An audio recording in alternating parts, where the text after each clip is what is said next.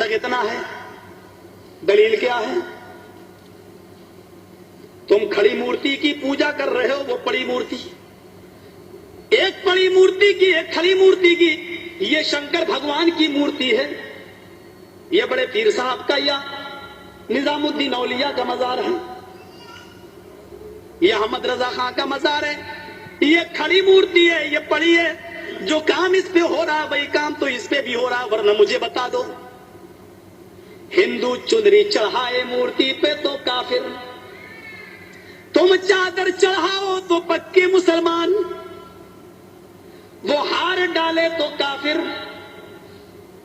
تم پھول برساؤ تو پکے مسلمان. یہ کوئی چیز کھانے کی مورتی پہ چڑھائے تو کہے پرساد، پرساد کھانا حرام. یہاں پر کوئی چیز چڑھائی جائے اس کو کہو تبرک ہے، اور یہ کھانا بڑا مبارک. ہندو مورتی دھو کر اس کا پانی پی اور کہے کہ یہ گنگا جل سے زیادہ پاک پوتر ہے، اس سے بیماریاں صحیح ہو جاتی ہیں. مسلمان اور اس کے موقع پر قبر دھو کر پانی اس کے بوتلوں میں بھرے اور کہے کہ اس کے آگے تو زمزم بھی فیل ہے، تو یہ پکا مسلمان. جو کام اس پہ ہو رہا ہے وہی کام تو اس پہ ہو رہا ہے. اور آج میں فتویٰ دینے کا عادی نہیں ہوں، لیکن آج جذبات میں ہوں، میں یہ فتویٰ دے کے چلا جاتا ہوں. میرے پیارے ساتھیوں، اللہ کی قسم، اگر بھارت کے اور پاکستان کے، ہندوستان اور پاکستان کے، ہندوستان کا یہ 20 کروڑ مسلمان اور پاکستان کا وہ 15 کروڑ 10 کروڑ مسلمان، اگر یہ چادر چڑھانے کے بعد، چنری چڑھانے کے بعد، تبرک کھانے کے بعد اگر یہ جنت کے اندر چلا گیا تو کعبے کے رب کی قدم کھا کے کہتا ہوں کہ بھارت کا 60 کروڑ ہندو بھی ایک ایک کر کے جنت میں چلا جائے گا. اور اگر بھارت کا ہندو جنتی نہیں ہے تو اتنا یاد رکھنا کہ پھر تم اپنے مسلمان ہونے کا سرٹیفکیٹ پیش کرو. تم وہ جہنم میں کیوں جائے گا؟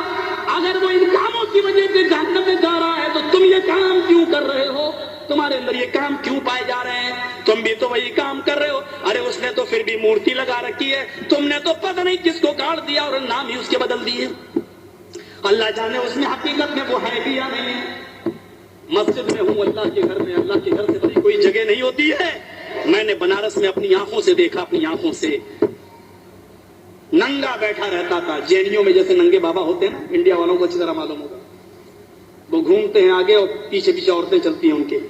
دودھ سے نہلایا جاتا ہے. جو گربوتی عورتیں ہوتی ہیں وہ دودھ جب بہتے ہوئے اس بابا کی شرمگاہ کے پاس سے آتا ہے تو اس کو بھر لیتی ہے اور گربوتی عورتوں کو پلایا جاتا ہے تاکہ بچہ نیک پیدا ہو. میں نے نوائے اسلام میں ایک موضوع لکھا تھا کہ اس سے بچہ نیک پیدا ہوگا یا بے شرم، یہ تو خود ہی پتا چلے گا. کیس چل گیا تھا میرے اوپر. غور کریں آپ، ننگا بیٹھا رہتا تھا، ایک ٹائم کی نماز نہیں پڑھتا تھا، اس کو وضو بنانا نہیں آتا تھا. مر گیا جب وہ، اس کا مزار بنا دیا گیا. 3 سال کے بعد اس کا نام رکھ دیا گیا ننگا بابا. نام بھی ہے ننگا بابا. ان کو نام بھی ایسے ہی ملیں گے، اللہ کی قسم ان کو صحیح نام بھی نہیں مل سکتے. ننگا بابا.